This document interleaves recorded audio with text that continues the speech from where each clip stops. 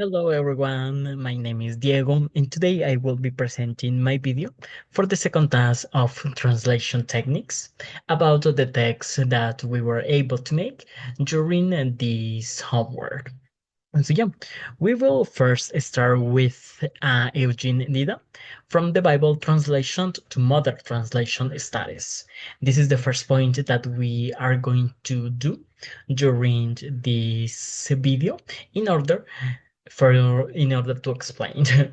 We will start with dynamic translation or dynamic equivalence, in which we are tasked with conveying the meaning of a sentence, like explaining the real meaning of the sentence, instead of translated word by word the sentence in order to make it understandable for everyone.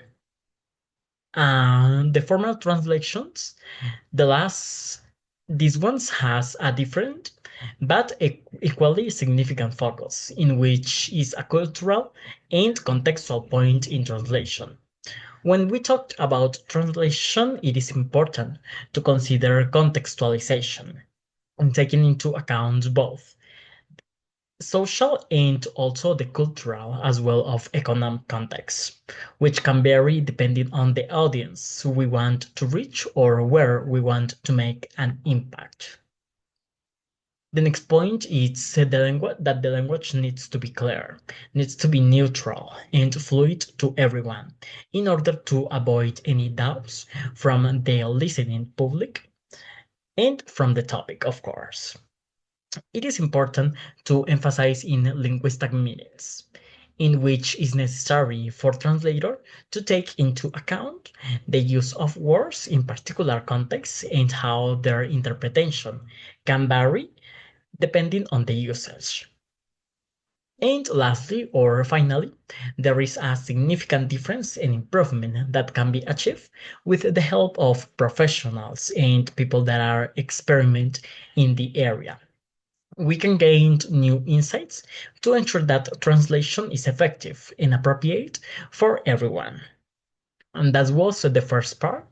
And now we will continue with the second part of James Stratton Holmes, the map of translation studies. With this map, the aim or the point to establish translation as an independent discipline or field of study where this has its own rules, theories, and methods. And the different areas of study are important to address efficiently. In this point, Holmes presents the map of translation studies. The first aspect to address is the theoretical, which encompasses the principles and concepts of translation. After that, Holmes also tells us for an interdisciplinary approach. The translation must have another representations in linguistics, literature, sociology, physiologic, and cultural studies. The importance of home maps is also too evident in the academic system, where we can see that future professionals in training to become translator benefit from it, benefit from the map of homes, as this one helps to define necessary competencies for translator. It helps them to ensure the future and to study. Partial theories are specific approaches that focus on particular aspects of translation, rather than providing a comprehensive theoretical framework. Some important dimensions in the study may include the theory of equivalence, which requires to have a certain balance between the original text and its translated version. And so yeah, thank you so much everyone for listening.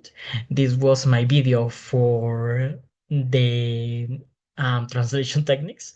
And of course, I really hope you have an amazing rest of your day. Bye bye.